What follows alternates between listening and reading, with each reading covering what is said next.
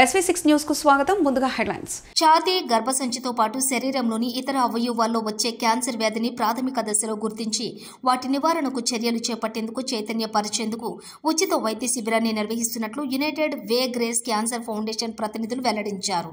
Lal బజార్లోని Holi family హైస్కూల్లో United వే grace అనే సేవా సంస్థ ఆధ్వర్యంలో ఫెర్నాండెస్ ఆసుపత్రి సహకారంతో ఉచిత వైద్య శిబిరాన్ని నిర్వహించారు. ఈ ఉచిత వైద్య శిబిరంలో ఉపాధ్యాయులతో పాటు పాఠశాల సమీపంలో ఉన్న నివాస ప్రాంతాల మహిళలకు నిపుణులైన డాక్టర్లు సంబంధిత పరికరాల ద్వారా పరిశీలించి పరీక్షలు జరిపి వారికి ఉన్న ఆరోగ్య వివరాలు వివరించారు. ఈ కార్యక్రమంలో DCP Madhukar Swamy, Grace cancer foundation, Fernandes foundation, UWH Maheshwari, Ravali, Jeevan, STU రాష్ట్ర ఉపాధ్యాయ సంఘం secretary Shadrach, Lessy, Bhavani, Samsung, Suryakant, Santosh తదితరులు పాల్గొనడం జరిగింది. ఈ కార్యక్రమంలో భాగంగా 150 మంది మహిళలకు క్యాన్సర్ స్క్రీనింగ్ భాగంగా మెమోగ్రఫీ అలాగే పాప్స్మియర్ టెస్టులు కూడా చేశారు.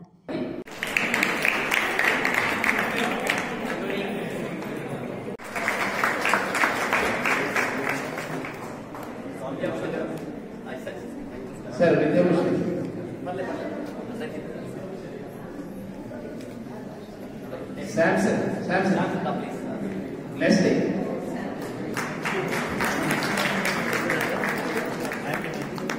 మీ అమూల్యమైన టైం వెచ్చించి కార్యక్రమాన్ని దిగ్విజయం చేయడానికి కారకులైన లెస్లీ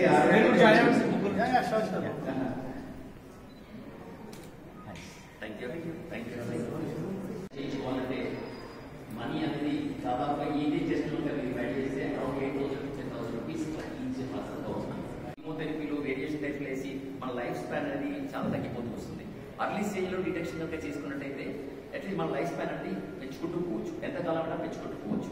సో ఆ ఉద్దేశంతో నేను, ఎందుకంటే ఈ హోలీ ఫ్యామిలీ స్కూల్తో నాకు చాలా సంవత్సరాలుగా ఎస్పెషల్లీ ప్రిన్సిపాల్ సిస్టర్తో అదే కరెస్పాండెంట్ సిస్టర్స్తో నాకు మీతో అందరితో కూడా అనుబంధం ఉంది.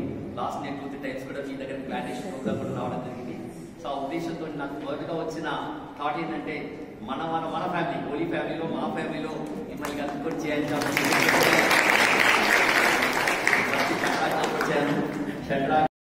క్యాన్సర్ అనేది లేడీస్లలో ఎక్కువ ఎందుకు వస్తుంది మేడం? ఎట్లాంటి జాగ్రత్తలు తీసుకోవాలి ఫ్యూచర్లో? క్యాన్సర్ అనేది పర్టికులర్గా ఒక దానితోనే వస్తుంది అని చెప్పేసి మనం ఏం చెప్పలేము.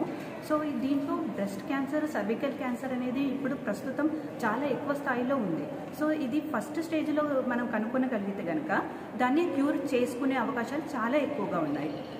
సో దానికోసం అని చెప్పేసి ఇలాంటి స్క్రీనింగ్ అనేది ప్రొవైడ్ చేయడం జరుగుతుంది. సో ఎప్పుడైతే మనము స్క్రీనింగ్ అనేది చేయించుకోవడం డిలే అవుతూ ఉంటుందో దాని స్టేజెస్ కూడా పెరిగిపోతూ ఉంటాయి.